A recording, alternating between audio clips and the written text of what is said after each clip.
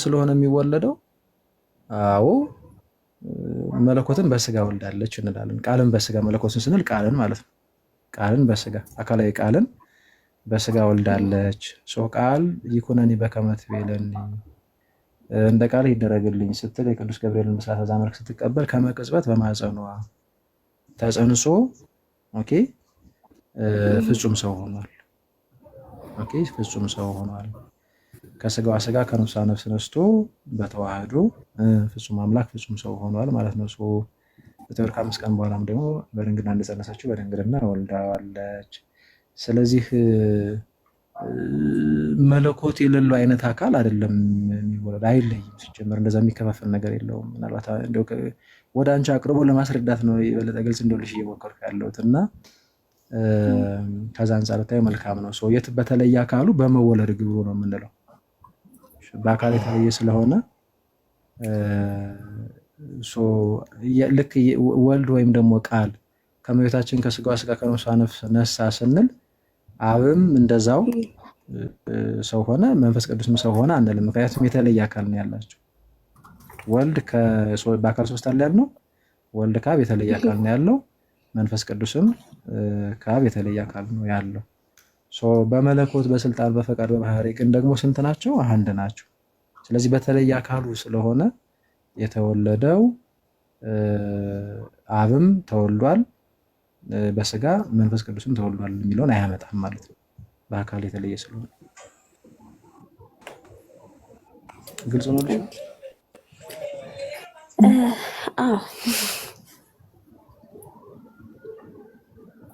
እሺ አመሰግናለሁ። መሰለሽ ምንድነው መሰለሽ፣ በነገራችን ላይ ስለ ነገር እግዚአብሔር ስንማማር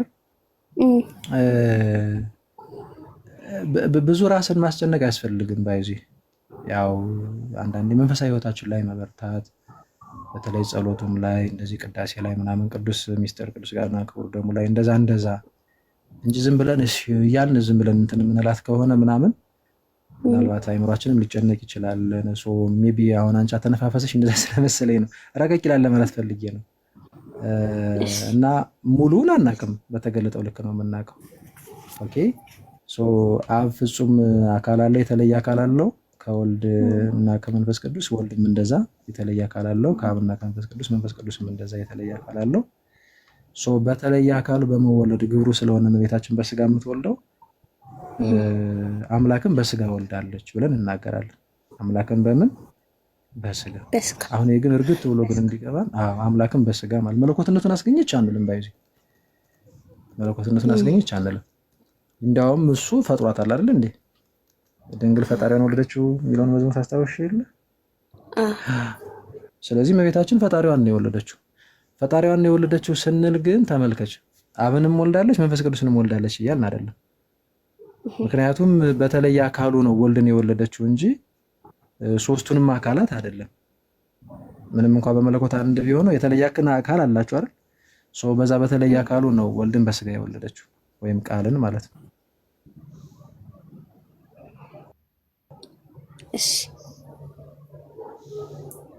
እሺ ሌላ አለሽ? አይ የለኝም። እሺ እሺ አመሰግናለሁ።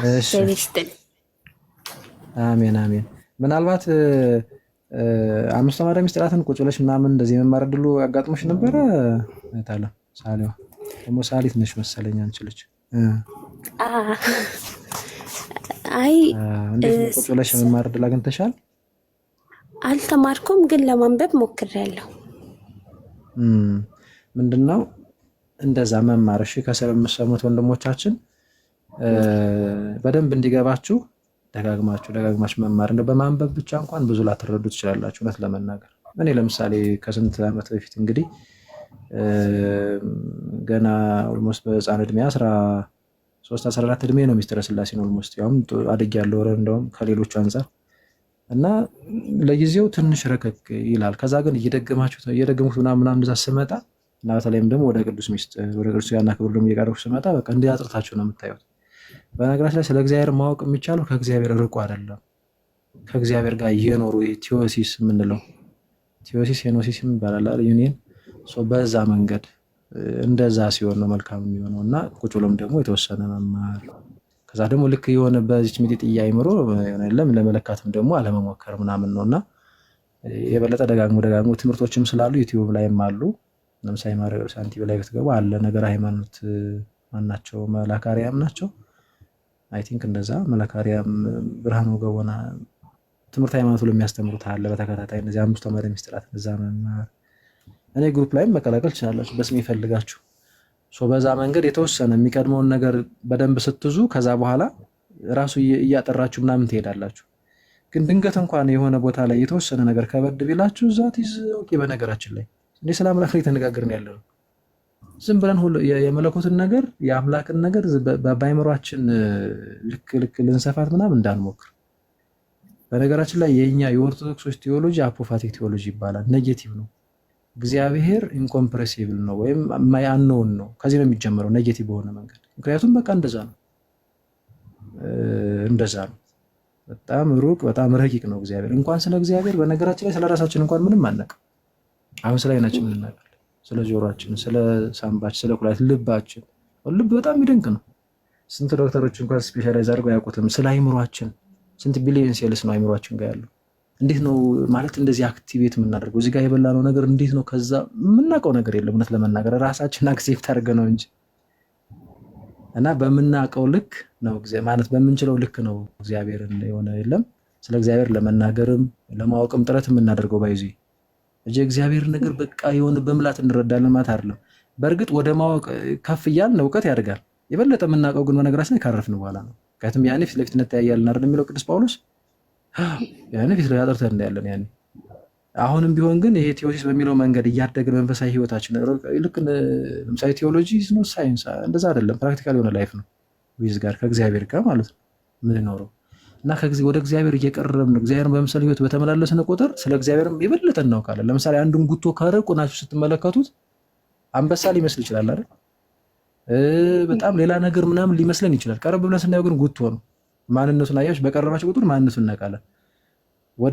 ልክ ስለ እግዚአብሔርም እንደዛ ነው ባይዚ ወደ እግዚአብሔር በቀረብን ቁጥር ማለት በመንፈሳዊ ህይወታችን ማለት ነው የበለጠ አጥርተን እናያለን። አሁን እንደዚህ በጸሎትን በርተተን ንስሐ ገብተን ወደ ቅዱስ ሥጋና ክቡር ደግሞ እየቀረብን ምናምን ሲባል በእርግጠኝነት የምነግራችሁ ብዙዎቻችን ዝም ብሎ ይመስለናል፣ ግን እውነት ነው።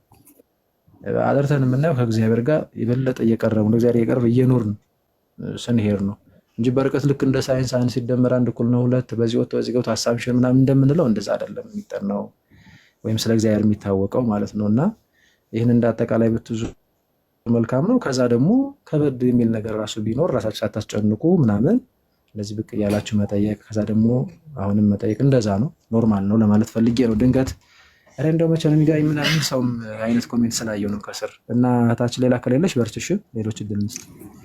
እሺ እሺማ በርችሽ። ማን ነበረ ቀጥሎ? ትንሽ እንትናችሁ ተዛባብኝ። የማን ነው እህታችን?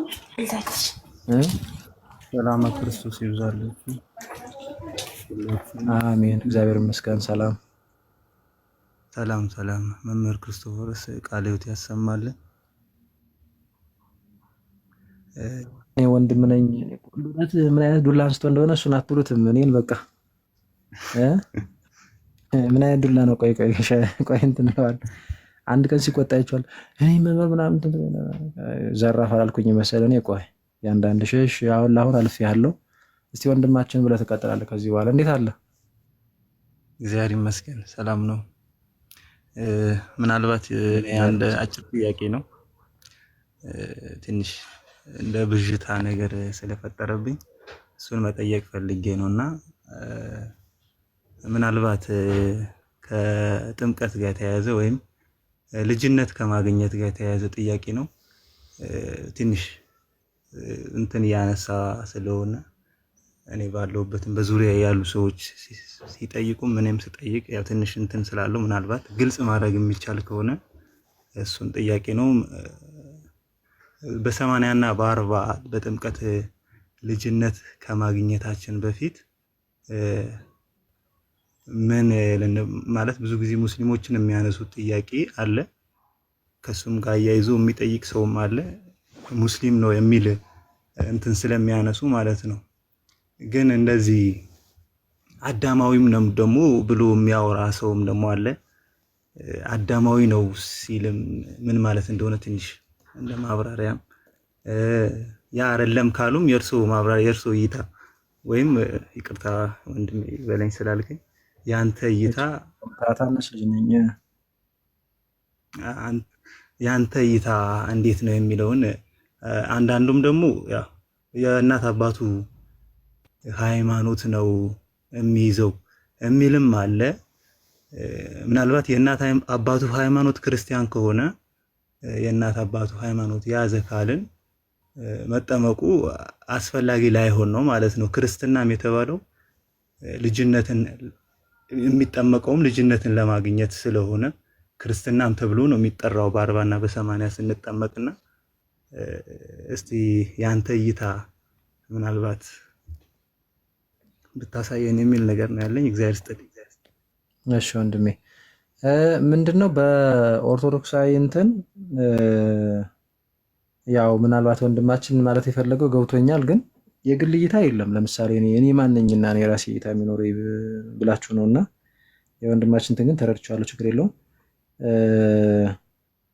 ያን አጠቃላይ ቤተክርስቲያን የምትለውን ነው። ምናልባት በአንዳንድ ጉዳዮች ታላላቅ አባቶች የሆነ እይታ ሊኖራቸው ይችላል። ቅዱሳኑ ሊቃውንቱ እንደኔ ያለ ግን እዚህ ግባ የማይባል ሰው የራሱ የሆነ እይታ ሊኖረው አይችልም እውነት ለመናገር። እኔ ያው ግን የወንድማችን እንትን አይ ቲንክ ተረድታላችሁ ብዬ አስባለሁ። እኔ የምረዳበታለሁ። ድንገት ግን እንደዛ ስለተናገረ በዛ እንዳትወስዱት ከሚል ነው። አይ ተረድቻለሁ፣ ችግር የለም። ስለዛ ምንድን ነው እንግዲህ መጽሐፍ ቅዱስ የሚነግረን ለምሳሌ የምንጠመቅበት ምክንያት የእግዚአብሔር ልጆች ልጅነትን እናገኝ ዘንድ ኦኬ የክርስቶስ እንሆን ዘንድ ነው። አዎ የክርስቶስ እንሆን ዘንድ ነው። አዎ ነው። ይህንን ራሱ ጌታ ነግሮናል። ዳግመኛ ሰው ዳግመኛ ከዋና ከመንፈስ ካልተወለደ በቀር ወደ እግዚአብሔር መንግስት አይገባም ይላል። ኦኬ ዳግመኛ መወለድ እያለ ነው። ሰው ዳግመኛ ካልተወለደ ዳግመኛ መወለድ ከምን? ከዋና ከመንፈስ ከእግዚአብሔር ማለት ነው። በምን? በጥምቀት ሰው በአብ በወልድ በመንፈስ ቅዱስ ስም ስንጠመቅ የክርስቶስ እንሆናለን፣ አካሉ እንሆናለን ነው።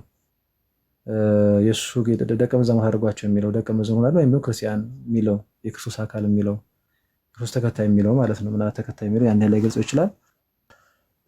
እሱን ይነግረናል። ከዛ ምን ይላል እኮ ዝቅ ብሎ ዮሐንስ ወንጌል ላይ ምዕራፍ 3 ቁጥር 6 ላይ ከስጋ የተወለደ ስጋ ነው፣ ከመንፈስ የተወለደ መንፈስ ነው ይላል። ሰው በነገራችን ላይ ሲወለድ ሰው ሆኖ ነው የሚወለደው። ይኸው ከስጋ የተወለደ ስጋ ነው ማለት በቃ ከሰው የተወለደ ሰው ነው እንደማለት ነው። ከዛ ከመንፈስ የተወለደ መንፈስ ነው ማለት ከእግዚአብሔር የተወለደ የእግዚአብሔር ልጅ ነው ብሎ እንደመናገር ነው። እንግዲህ እስከማውቀው ድረስ አባቶቻችን እንደዛ ነው የፈቱት ማለት ነው። እንዴት ነው ልክ አንድ ሰው ሲወለድ የሆነ በቃ ሃይማኖትን እንትን ብሎ ምናምን አይደለም የሚመጣው። ባይዚ ትክክለኛ የሚሆን ሐሰት እንደዛ ይዞ ምናምን እንደዛ አይደለም የሚመጣው። በቃ ሰው ነው። ይኸው ከስጋ የተወለደ ስጋ ነው እያለን ነው። ስለዚህ ሰው ሲወለድ ሰው ነው የሚወለደው። እንስሳም ሆኖ የማይወለድም ሌላም ደግሞ እንትን ሆኖ አይወለድም። ስለዛ ምንድነው አሁን ወደኛ ስንመጣ ታዲያ የምንጠመቀው ለምንድን ነው ከተባለ ሰማያውያን እንሆን ዘንድ ነው እንዴ። በአዳም ምክንያት እኮ ያጣነው ልጅነት አለ አይደል? ያ ልጅነት መመለስ አለበት። ያ ልጅነት የሚመለሰው በማን ነው? በክርስቶስ። ክርስቶስ ምን አደረገ? መጥቶ ስጋውን ቆረሰ፣ ደሙን አፈሰሰና ልጆች የምንሆንበትን ጥምቀትን ሰጠን ማለት ነው። እንደሱን ሰጠን። ይኸው ሰው ዳግመኛ ካልተወለደ ከዋና ከመንፈስ የሚለው እሱ ነው። ሰው የምንወለደው ደግሞ ከዋና ከመንፈስ በጥምቀት እንደሆነ ነገረን ማለት ነው። ስለዚህ የእግዚአብሔር ልጆች የምንሆንበት ልጅነታችን የሚመለስበት ታላቁ ሚስጥር ጥምቀት ነው። ወይም ራሱ የክርስቶስ የምንሆንበት ክርስቶስ እግዚአብሔር ነው፣ የእግዚአብሔር ልጆች የምንሆንበት ማለት ነው። ማለት ክርስቶስን የምንለብስበት አለዛ ልጅነት ልጅነቱን ያጣ ልጅ ያልሆነ እንደዚህ የለም አይነት ሰው ነው የምንሆነው። ያ ደግሞ አዳማው የቀደመው አዳም እንትን ይሆናል ማለት ነው። ይህን መናገር ነውና አሮጌው አዳም ይባላል ያኛው ማለት ነው። እና ከዛ አንጻር መረዳት ነው። እና ታዲያ ከመጠመቃችን በፊት ግን ቅድም ያነሳት ፖይንትም ስላለች በዛው መዳሰሳት ሙስሊሞች ነበር ነው። ማን ነው እንደዚህ ያለው?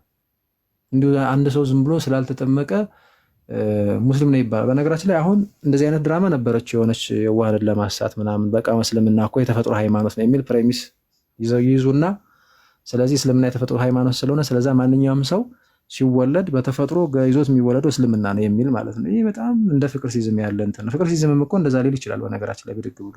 ያው አክቹዋሊ ማሜና ፍቅር ሲዝም የሚያገናኛቸው ነገር አለ። ድፍረታቸውም ብዙ ነገራቸው ምናምን አጀማመሩን እንደዚህኛው ስለሆነ በዘመናችን እንደተነሳው ምስኪን ማለት ነው። እና ግን ይሄ እንደዛ ማለት አይደለም። እሺ እኛ ክርስቲያኖች እስኪ እንደዛ ተባልነሽ ለጊዜው ማለት ነው። እንደው ዝም ብለን ባለመስማማት ምንድነው የሚባለው እንትን እንበልና ግን እስኪ ብለን እናስብና እሺ ክርስቲያኖች እንደዛ ከእስልምና ወደ ክርስትና ለመምጣት ነው ተባሉ።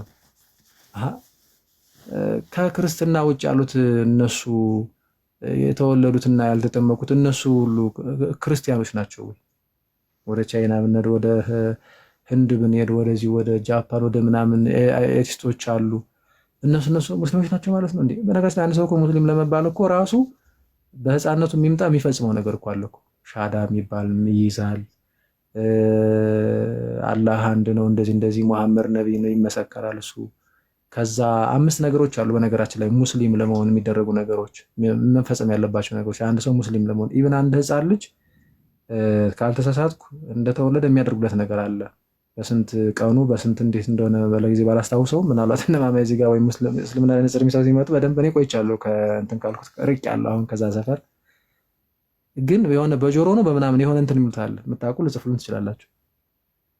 አለ የሆነ እንትን ምንድን ነበረ ስሙ ራሱ ጠፋኝ። በአረበኛ የሆነ ነገር ይባል ነበር እና ሰራሱ እንትን ያለ እንደዛ ካልሆነ ያ ሙስሊም ነው ተብሎ ራሱ አይወሰድም። ከዛ ደግሞ እንደገና ብዙ ነገር አለው ሲያደግ እንትን የሚላቸው ነገሮች ምናምን ማለት ነው። ያንን ካልደረገ ሙስሊም አይደለም ተብሎ ነው ኮንሲደር የሚደረገው።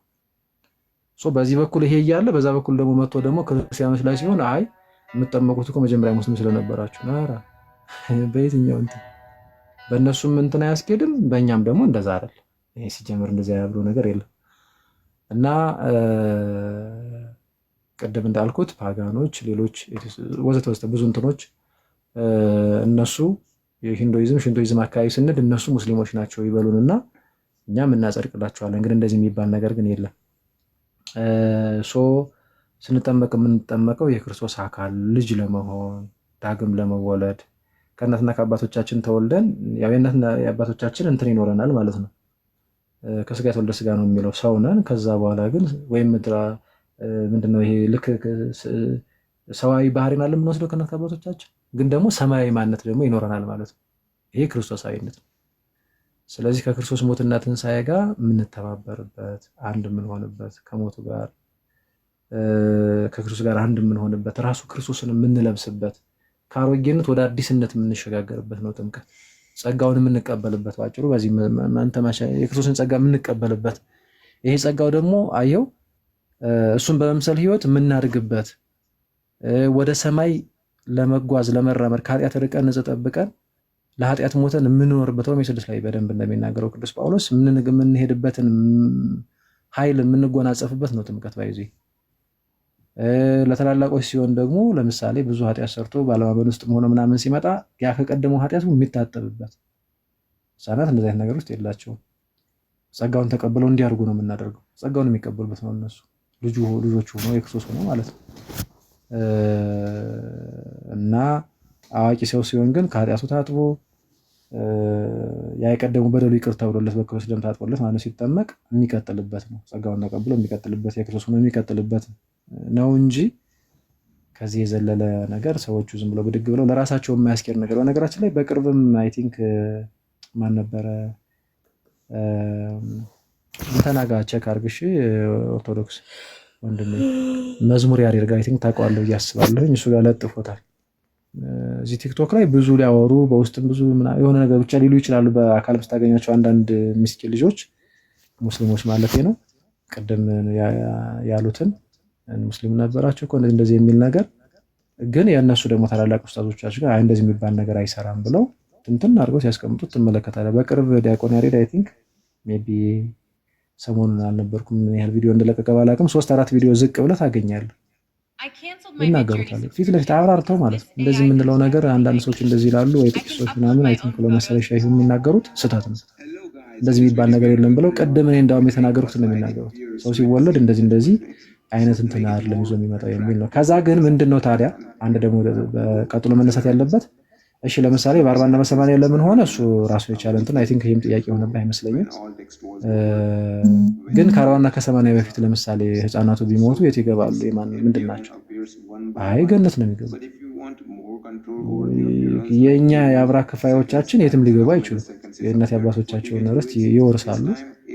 ደግሞስ እነሱ ምንድን ያጠፉት? በእርግጥም ደግሞ ከኛ ግን የሚጠበቀውን ነገር እናደርጋለን። ሳይጠመቁ እንዳያርፉ እናደርጋለን። ድንገት ግን እንደው ድንገት ቢያመልጡን ድንገተኛ ሞት ግን ቢሞቱ ደግሞ እነዚህ ልጆች እንዴ አረ እነዚህ እኮ አይድኑም አንልም፣ ይድናሉ። ምክንያቱም እግዚአብሔር ፍትሐዊ አምላክ ነው። እግዚአብሔር እነሱን አይ እንደዚህ እኮ አላደረጋችሁም ምናምን ብሎ የሚጠይቃቸው እንደዛ አይነት አምላክ አይደለም። እግዚአብሔር አይ በምችለው ነገር ይጠይቃል እንጂ በማችለው ነገር አይጠይቅህም። ባይዙ ቀደም ስናነሳ ነበር። ኢቭን አምኖ ሰው ለምሳሌ ከፕሮቴስታንት የሚምጣ ከእስልምናም ከኤቲስት የሚምጣ በደንብ እየተማረ አምኖ ተዘጋጅቶ ግን ለምሳሌ ሊጠመቅ በጣም አጭር ምሳሌ ሊጠመቅ እየሄደ መኪና ገጨውን አልተጠመቀም፣ ሞተ። ይህ ሰው ይድናል አይደል? ይድናል። ግን እኮ አልተጠመቀም። ያው እንግዲህ ፍርዱ ግን በእርግጥ የክርስቶስ እውነት ለመናገር ግን ከእሱ እንትን አንጻር ግን ደግሞ እንደዚህ መናገር ይቻላል። አሁን ሌሎች በእኛ ሚኒማ ምንድነው ይሄ የእሱንም ቸርነቱን አስበን ከእኛ አንጻር እንናገር ከተባለ ማለት ነው ሌላ ያ ሰው ያጎደለው ነገር ከሌለ። ምክንያቱም በነገር ላይ የተጻፈው ነገር ለእኛ ተጻፈ እንጂ በእያንዳንዱ ነገር እግዚአብሔር ይህን በዚህ ነው የሚመራው ማለት አይደለም። እንደዛ ማለት እኛንን በዚህ የምንመራው ተጻፈልን እና በተነገረን ማለት ነው እንጂ እግዚአብሔር ከዛ በላይ መስራት የሚችል አምላክ ነው። እንዴት ፍጹም ፍትሐዊ አምላክ ነው። እሱ ይችልበታል፣ ያውቅበታል። እኛንን ደካማ እኛንን ፍርደ ገምድል እንጂ። ስለዚህ ፍትሐዊ አምላክ ስለሆነ ይሄ ሰው እየሄደ ነው። ምንድነው ያጎደለው? ስለዚህ ጸጋውን ሊነሳው ነው እንዴ? በዛም በኩል ይችላል፣ በዚህም ይችላል። ምክንያቱም ይህ ሰው ከአቅሙ በላይ ሆኗል።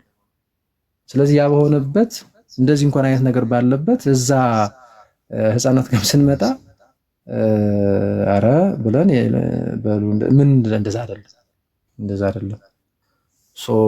ቀድሞ ግን እኛ የክርስቶስ አይደለን እነሱም ደግሞ ከኛ እንደተወለዱ የክርስቶስ እንዲሆኑ አርባና በሰማንያ እናደርጋለን። የጸና የታመመ ህመም ለምሳሌ ለሞት የሚያደርስ እንኳን ነገር ቢመጣ 40 እና 80 ሳንጠብቅ በየትኛውም ቀን እንዲጠመቁ እናደርጋለን። ድንገት ግን ደግሞ እንደዛ እንትን ቢልስ ለምሳሌ እኛ ከሆነ ወላጆች ከሆነ ያጠፋ ነው ወይም ደግሞ ካህናት አካባቢ ከሆነ እነሱ ይጠየቃሉ እንጂ ክርስቶስ ህፃናቱን እነሱን አይጠይቃቸው። ህፃናቱን በዚህ ማቴዎስ ወንጌል ምዕራፍ 19 ቁጥር 13 እስከ 14 ባለው እንደውም ወደ መንግስተ ሰማያት ለሚገቡት ምሳሌ አድርጎ ነው የሚጠቅሳቸው። በነገራችን ላይ ወደ መንግስተ ሰማያት ለሚገቡት ምሳሌ አድርጎ ይጠቅሳቸው። መንግስተ ሰማያት እንደነዚህ ላሉት ናትና ህፃናትን ተዋቸው ወደ እኔ መጥቶ እንዳትከልክሏቸው ብሎ ይናገራል ማለት ነው። ስለዚህ ከዚህ አንጻር ነው መታየት ያለበት። አይ ቲንክ ከበር አድርጌልህ ከሆነ ጥያቄ ነው ወንድሜ። በደንብ ተብራርቶልኛል ወንድሜ። እግዚአብሔር ይስጥልኝ። ብዙ ነገር ነው ያቀሩልኝ። አመሰግናለሁ። ቃለ ሕይወት ያሰማል። ምን እንደማለት በርካለኝ። እሺ ያኛውን ግን ያልኩህን ቪዲዮውን ድንገት እዩት። እሺ እንተና ያቆን ያሬድስ ግቡና ይሄ ብዙ ስትሉ እኮ ምናምን እያሉ የሚጠቅሱትን ነገር አፈር ከድሜ ያውልታል። በግሳቸው ብቻ አይደለም ሌላ ጊዜ ሌሎቹ እንደዛ ብለውት ያውቃሉ፣ ግን በደንብ ተብራርቶ ስለሚናገሩት ማለት ነው። እሺ ሌላ አለ ወንድሜ ወይስ ጨርሰህ ነው? ቲክቶክ ላይ ቲክቶክ ላይ መዝሙር ያሬድን ታውቀዋለህ አይደል? አውቀዋለሁ። እሱ ጋር ሰርች አድርግና ታገኛለህ። የቅርብ ቪዲዮ ነው፣ ብዙ ሩቅ አይደለም። አንድ ወር ምናምን ቢሆን ነው። እሺ አመሰግናለሁ። እሺ ወንድሜ ሰላም። እሺ አሜን አሜን። እሺ ሶሌክስ ወይም ዜማ ሰላም፣ እንዴት ናቸው? እግዚአብሔር ይመስገን። እንዴት አለሽ? እግዚአብሔር ይመስገን። እሺ ምንድን ነበር ዜማ? እኔ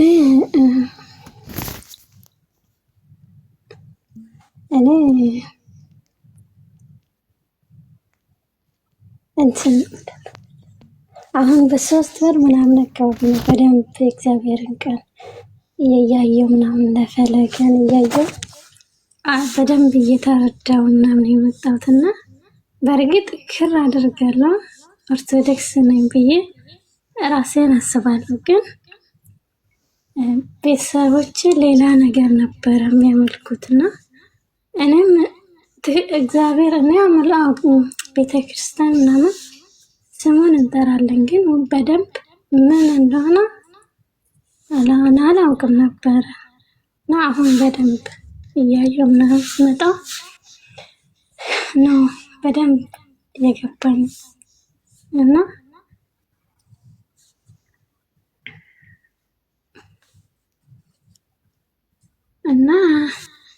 በደንብ ማወቅ ፈልጋለሁ። ማለት ቤተክርስቲያን ምንድን ናት በደንብ መረዳት ፈልጋለሁ።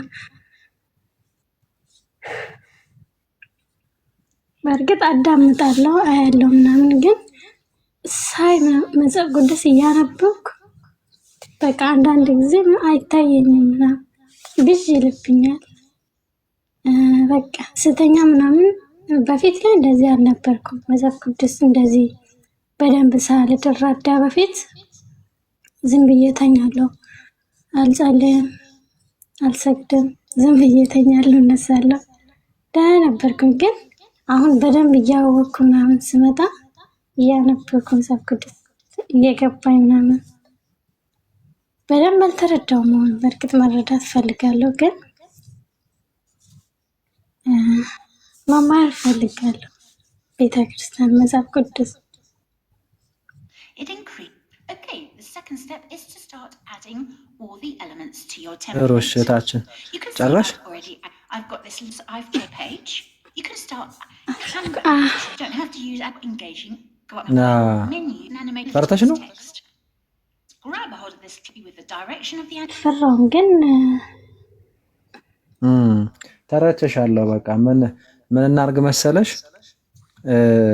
ንስሐ አባት አሉሽ? እኔ ኢትዮጵያ አይደለሁም። ኢትዮጵያ ቤተክርስቲያን የለም አካባቢሽ? ወይ የለም። ማውጣት አልችልም። ማውጣትሽም እንጂ አለ ሊኖር ይችላል። አዎ፣ ግን ማውጣት አልችልም፣ መሄድ አልችልም። ምን ኦኬ፣ አይፈቅዱልሽም? ምን ብታይጫቸው ምናምን በወር አንድ ቀን ምናምን አይፈቅድልኝም። ስለዛ ምን ታረጊያለሽ መሰለሽ? ምንድነው የምታረጊው? አሁን ይኸውልሽ፣ በነገራችን ላይ ልክ ወደ እግዚአብሔር መምጣት ዱባይ ይኖራል፣ ብዙ ቤተክርስቲያን ነው ያለው። ይኖራል፣ ግን በቅርብ ነው እንደወጣሽው? 6 ወር ምናምን። በቃ እሺ፣ በቃ ቆይ አንዴ የሆነች ነገር ልናገር የሚሉት አድርጊያትና ምን መሰለሽ ዜማ የምታደርጊው እዛው ካለሽበት ቦታ ላይ ሆነሽ ከኢትዮጵያ ሊሆን ይችላል፣ ወይም ደግሞ ከሌላ ቦታ ያሉት በርግጥ ቢዚ ይሆናሉ። ከኢትዮጵያ ቢያንስ የንስሐ አባት ያዥ። እሺ፣ ንስሐ አባት ያዥና በስልክ አግኛችሁ። ከዛ ከንስሐ ነው የምትጀምሪው፣ ከመናዘዝ ማለት ነው። ያንዳንዷን ከህፃንነት እስከ ልጅነት ያልተናዘሽባት ኃጢአት ካለች እሳቸውም ይነግሩሻል፣ ብዙ ነገር ሊያስተምሩሽ ይችላሉ። እኛም ችግር የለም እዚህ በምናነሳው ነገርም በልዩ ልዩ መንገድ እናግዝሻለን። እንደዚህ አይነት ሁኔታዎች ውስጥ ያላችሁ ወንድም እህቶች ያለን ከንስሐ ነው የሚጀመረው። ዲያብሎስን በዚህ የምንዋጋው በዚህ መንገድ ነው። ሳንናዘዝ ግን ከነ ኃጢአታችን ምናምን ጠፍተን ራሱ መቆይተን ምናምን ከዛ ልክ ስንመጣ እሱም ደግሞ በደንብ ዝናሩን ታጥቆ ጦሩን ሰብቆ ነው የሚመጣው፣ ጠልፎ ለመጣል ማለት ነው። እና ልክ ልናነብ ስንል የሆነች ነገር ይችው ዝም ብሎ ማለት ነውና ከዛ ሌላም ነገር ምናምን የያዝነውን ልክ የመርሳት እንዲህ ነገር ሊያጋጥመን ይችላል። ባይዚ እሱ አሁን ይሄ ምናልባት የውጊያ አንድ አካል ሊሆን ይችላል፣ እንደው ድንገት እየተፈተን ነው ብለን ብናስብ ማለት ነው። ለዚህ ሁሉ ፍቱን መድኃኒቱ ከንስሐ መጀመር እና ቢያንስ በውጭው ዓለም በተለይ በአረቡ ሀገር ያላችሁ እህቶቻችን እህቶች ትበዛላችሁ ይመስለኛል፣ እንደዛ ነው ትበዛላችሁ ይመስለኛል። እንደሳን እንደውም ኦልሞስት 99.99% እናንተ ናችሁ ብዬ አስባለሁኝና የምታረጉት ከዚህ ነው የሚጀምሩት፣ ከንስሐ። ከዛ የሰጣችሁን ቀኖና በትክክል መፈጸም አለባችሁ። መሀል ላይ የሆነ ችግር የሚያጋጥማችሁ ከሆነ ድንገት አቋርጦት የሚል ድካም ምናምን የመሳሰለ ብዙ አይነት ፈተና ካጋጠመ ድንገት አሁንም ደወል አድርጋችሁ ንስሐ አባቶቻችሁን ማማከር፣ ዝም ብላችሁ አለመተው። ስጨርሱ አባ ጨርሻለሁ ከዛ የሚሏችሁን ታደርጋላችሁ ማለት ነው። ጸሎት አድርገው ምናምን ይሸኛችኋል። ከዛ በዚህ መንፈሳዊ ህይወታችሁ መቀጠል ነው እና ስትጸልዩም ስትጾሙ ስትሰግዱም በአቅም ልክ አድርጉት። ጥሩ ነው። አሁን እንደዚህ መናፈቃችሁ ምናምን በተለይ ጀማሪ ከሆናችሁ ማለት ነው እና የምትችሉት ንስሐ እንደገባችሁ ወዲያው ቶሎ እንትን ብላችሁ ወደ ቅዱስ ሥጋና ክቡር ደግሞ መቅረብ። እንዴት እኔ እኮ አይገባኝም፣ እኔ እኮ በዚህ ኃጢአት ተመላለሽ ተናዘዛችሁ እና ማን ይገባዋል ታዲያ? ጌታን ቅዱስ ሥጋና ክቡር ደግሞ እኮ ለመቀበል እኮ እስቲ ማን ነው የሚገባው? ከሰው ወገን የሚገባዋል እንዴ? ማለት እንደዚህ በስራው የተነሳ ምናምን ጻድቅ የለም። እንደ ቸርነቱ ነው የምንቀበለው፣ ልንነጻበትም ነው የምንቀበለው። ገብቷችኋል? ኃይል ልናገኝበት፣ ኃይልም በሚሰጠው ክርስቶስ ሁሉን እችላለሁ አይደል እንዴ? እንደዛ ነው። ክርስቶስ ከኛ ጋር ይሆን ዘንድና ያችሁ የክርስቶስ እንሆን ዘንድ ከልብ ማለት ነው። በምግባራችንም ነን እኮ ተጠምቀን ስንጠመቅ እኮ ሆነናል። ግን አሁን ደግሞ ቅዱስ ሥጋና ክቡር ስለሰጠን ከኛ ጋር ይዋሃድ ዘንድ ክርስቶስ ያችሁ። ስለዚህ በዛ መንገድ በደንብ መበርታት እና የሰጠችንን ቀኖና በደንብ መጨረስ፣ ጾሟንም ስግደቷንም በአቅም ልክ ነው የሚሰጡን። በዛ መንገድ ከእግዚአብሔር ጋር ያለንን ግንኙነት ማጠናከር ያስፈልጋል እና የሆነች ነገር ልክ ማንገራገሪያ የምትመስል አይነት ፈተና ስናይ ጸሎቷንም ምኗንም ማቋረጥ የለብንም።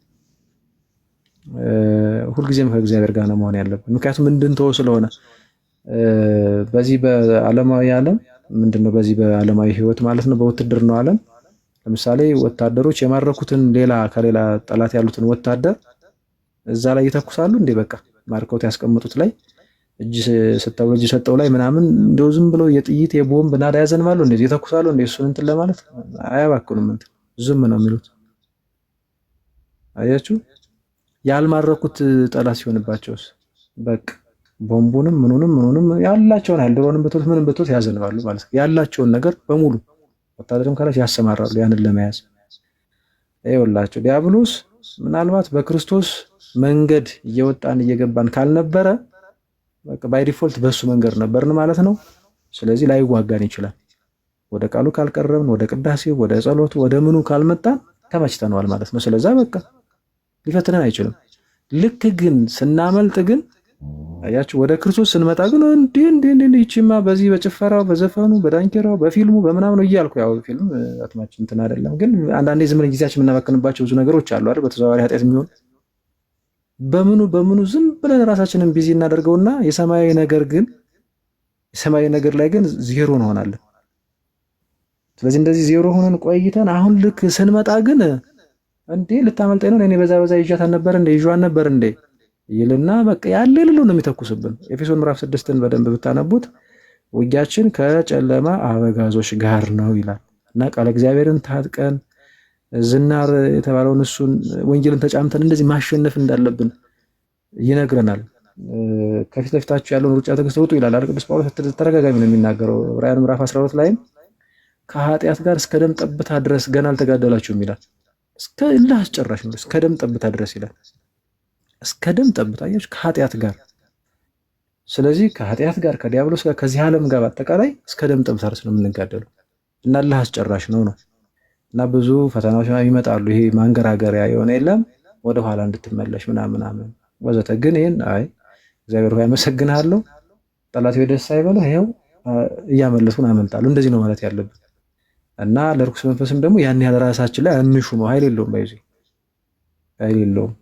ምንም የፈለገውን ጥፋት አፍሰል ሊሆን ይችላል። ግን በ40 እና በ80 ጠመቅ ቅዱስ ሥጋና ክቡር ደሙን የበላን የጠጣን እስከ 10 ምናምን ዓመታችን በተከታታይ ሥጋና ደሙ ስንቀበል የነበርን መሀል ላይ ግን ክፍተት ፈጥረን ነበር የምግባር ማለት ነው። በንስሐ ግን ይህንን ጀምረ ነው ከዛ ንስሐ ከገባን በኋላ የምናገኘውን ሪሊፍ በተለይም ደግሞ የመቀበሉ እድል ብናገኝ በተለይ እናንተ በውጭ ያላችሁ ማለት ነው ብታገኙ ወደ ቅዱስ ሥጋና ክቡር ደሙ ስትቀርቡ ከዛ እሱን ስትደጋግሙ ታዩታላችሁ ለውጡን ማለት ነው። እና እንደዛ ነው የማቴዎስ ወንጌል ምዕራፍ 13ም ስንመለከት እንደዛ ነው። ዘሪ ዘራ ወጣ እያለ አንዳንዱ በመንገድ ዳር ወደቀ ይላል። ይሄ በመንገድ ዳር የተባለ እኮ የኔና እናንተ የደነደነ ልቦና እኮ ነው። ያው መንገድ ታውቃላችሁ፣ ሰው ምንም ሲመላለስበት በጣም ደንዳና ነው የሚሆነው አይደል? እንቆፍርህ እንድረስ እንኳን ብትሉት በጣም አደገኛ ነው የሚሆነው፣ ጠንካራ ነው።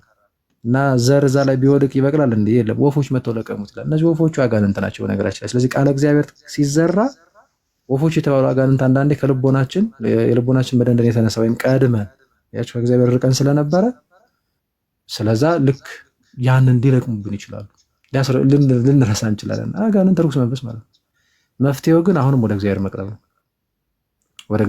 ነው። ዲያብሎስ ስለዚህ የተጣለ ነው። ምንም ኃይል እናንተን የለውም። ዛትማችም ደግሞ የሚናቅ አይደለም። ባይዚ በጣም ከተጃጃልነት በደንብ ይችልበታል። እና ኃይላችን ክርስቶስ አምላካችን ነው። ቅዱሳኑ ጋር ህብረት አለን። ቤታችን አለች። ቅዱሳን መላእክት፣ ቅዱሳን ጻድቃን፣ ሰማዕታት አሉ። እኛ ሀብታሞች ነን። በነገራችን ላይ ባለጸጋ እኮ ነን። ዝም ብለን የብቸኝነት እንትን ሊሰማን አይገባም። ከዛ ደግሞ በሆነ ባልሆነው ራሳችን እንትና ነው። በተለይ አሁን በውጭ ዓለም ስትሄዱ አዲስ ለሆናችሁ ቁርአን ነክቻለሁና እንዴት አድርጌ ውዳሴ ማርያም ልንካ እንዴት አድርጌ እኔ እኮ በቃ ምናምን አጋጥሞኝ ያውቃል። እንደዚህ እዚህ በቃ የእነሱን ምግብ እየበላሁ በቃ ረከስኩኝ ማለት ነው። በቃ እንደዚህ አይነት ስነ ልቦና አይኖራችሁ ክርስቲያኖች። ምንም ነገር በነገራችን ላይ ምንም ነገር ሆናችሁ ሊሆን ይችላል። እኔ ክርስቲያን ነኝ፣ እኔ የክርስቶስ ነኝ፣ እኔ የእግዚአብሔር ነኝ እንደዚህ ነው እንጂ ዝም ብሎ ራስን በቃ እንትን ብሎ በቃ ወይ እንደዚህ ከዛ በዛው አየት በዛ ሰበብ ልቦና ጋበዝ ነው ማለት ነው። በነገራችን ላይ ርኩሳን መናፍስት አንዳንዴ በዛም በዚህም በእንደዚህ አይነት መንገድ ሊቀርቡን ይችላል እና ያጠፋ ነው ካለ ቶሎ ብለን መናዘዝ እንጂ ይሄ ስነ ልቦናችን የተጎዳ ልክ የሆነ ነገር ስለተባለ የነሱ የሆነ ምግብ ስለበላ ምንረክስ፣ ኧረ እንደሱ አይደለም። ክርስቶስ አብራቸው የተሰደደው በነገራችን ላይ ከጻድቁ ዮሴፍ ጋር ከሌሎች አባቶች ጋር እንደተሰደደው ከእናንተም ጋር ተሰደደ። ስለዚህ በአብራቸው የተሰደደውን ጌታ እንደሌላ ተቆጠሩ። አብሯችሁ በየትኛውም ቦታ አብሯችሁ አለ አብሮን በነገራችን ላይ። ስለዚህ በእንደዚህ አይነት ስለንቦና መመላለስ አለብን። በጣም ማለት ሙሉ እምነት ሊኖረን ይገባል በአምላካችን ላይ። በቃ ፈሪዎች አንሁን፣ ድንጉጦች አንሁን። የሆነ ነገር በቃ ያረክሰናል እኮ በቃ ባለቀልን ምናምን አያየ ነገር እንደው ዘው አጠራቅሜ ከዛ በኋላ ዘው ሀገር ቤት ገብቼ እንደው ቄደር ተጠምቄ አባቴን ገዳም ሄጄ አባቴ ጋር ተናዝዤ ካልሆነ እኮ በቃ ስለዚህ በዚያው ዝም ብዬ ልቀጥልበት በምኑ በጭፈራ በዝሙቱ በምኑ ነው። እንደዚህ አትሁን። እንደዛ ማለት የለባችሁ በፍጹም። እንደዛ ሳይሆን በቃ መዳን አሁን አይደለ ዛሬው ነው የምትሉት ማለት። በዚህ አጋጣሚ ጾም ምናምንም ሲመጣ አሁን የለም እንጂ አሁን ላይ እምችሉትን ያህል የቀረበላችሁን እየበላችሁ ጾሙ። በውጭ ያላችሁ ነው የምናገረው። የቀረበላችሁ እንቁላል ሊሆን ይችላል የቀረበላችሁ። በእርግጥ ይሄንን ከነሳ አባት ጋር ነው የምትጨርሱት። ትነጋገራለች ከነሱም ጋር። እነሱም ያው አክቹአሊ እንደዚህ ነገር ነው። እሱም ከሆነ የመጣው ግድ ነው እና ጠዋት መጣ ማን ነው እሱ እንቁላል በስጋ ወይም ሩዝ በስጋ ነውና የሚመጣው ብዬ እስከ 9 ሰዓት መቆየቱን ትቼ በጠዋቱ ልብላ። እንደዛ ነው የሚደረገው? አይደረግም። ስለዚህ አንድ ነገር ቢጎድል ሌላውን ደግሞ ጨምሬ ማጉደል የለብንም። እንዲህ አይነት ነገሮች አያችሁ። ስለዚህ እንደዚህ ስነ ልቦናችን ሙሉ ምክንያቱም እኛ ክርስቲያን ነን። ከነሳ አባቶቻችን ጋር ደግሞ እንነጋገራለን። ግር ሲለን ወንድሞች እህቶች ጋር እንማከራለን። ከነሳ አባት መሄድ ያለበት ነገር ከሆነ እዛው ከእነሱ ጋር ነው የሚጨርሱ እና ንሳ አባት ከመያዝ ንሳ ከመግባት ነው የሚጀምረው እህቴ። እና በርቺ፣ በጣም ደስ የሚል ነገር ነው ምናምን። በቃ የዚህ ዓለም ነገር ከንቱ አላፊ ጠፊ ነው። ይሄው ለዚህ ዓለም ኑሮ እንሰደዳለን ምናምን እንደዚህ ብዙ ርቀት እንሄዳለን። ለዘላለማዊ ህይወታችን ግን ብዙ ጊዜ ኬርለስ ሆነን እናስቸግራለን። ያ መሆን የለበትም። ስለዚህ አትሊስት የሆነች ጊዜ ደግሞ ለዘላለማዊ ህይወታችን እንደዚህ መሆን አለበት እና ብዙ እህት ወንድሞቻችን በስደት ዓለም ውስጥ ሆነው እግዚአብሔርን የበለጠ አግኝተውታል። እውነት ለመናገር ፈተና መከራ ክርስትና ያጠፋል አይደል የሚለው ዘማሪው ሊቀ መዘምራን ቴዎድሮስ ዮሴፍ። ልክ እንደዛ ማለት ነው። ያለ መልካም ነው ለበጎ ነው። ስለዚህ ይህንን አሁን ማለት የገባሽን ነገር እያጣጣምሽ ልክ ማለት የቀመሽውን መንፈሳዊ ህይወት በምንም ታምር ማየት ፈተና ቢመጣ ወደ ኋላ እንዳትሰው። ትምህርቶች በተለሽ እንደዚህ መማር ነው። ዩቲዩብ ላይም ትምህርቶች መዝሙሮች አሉ። ከእህቶች ወንድሞች ጋር ደግሞ ህብረት አድርጊ። በዛ መንገድ በርትሽ። ሌላ ምክር ነገር ከሌለ በስተቀር ምናልባት እህታችን ሌላ ደግሞ እኛ አሁን ምንም መጾም አንችልም፣ ግን እስከ 9 ሰዓት እስከ 10 ሰዓት ጾመን የጾመን ምግብ መብላታችንን አይቀርምና አያጋጭብንም ጾሙ። አሁን ተናግሬው ነበር። ያው አይ ቲንክ ትንሽ ዘለልኩት መሰለኝ እንጂ በደንብ ግልጽ አላደርግልሽ። አሁን እንደዚህ አይነት ነገሮች ሲመጡ በምችው ነው የምታደርገው። ለምሳሌ አሁን አንቺ ንስሐ አባት ጋር የተገናኘሽ አይደለም አይደለ? ሶ ለምሳሌ ንስሐ አባት ስትሽ እንደዚህ አይነት ነገር እሳቸው ነው የምታማክራቸው።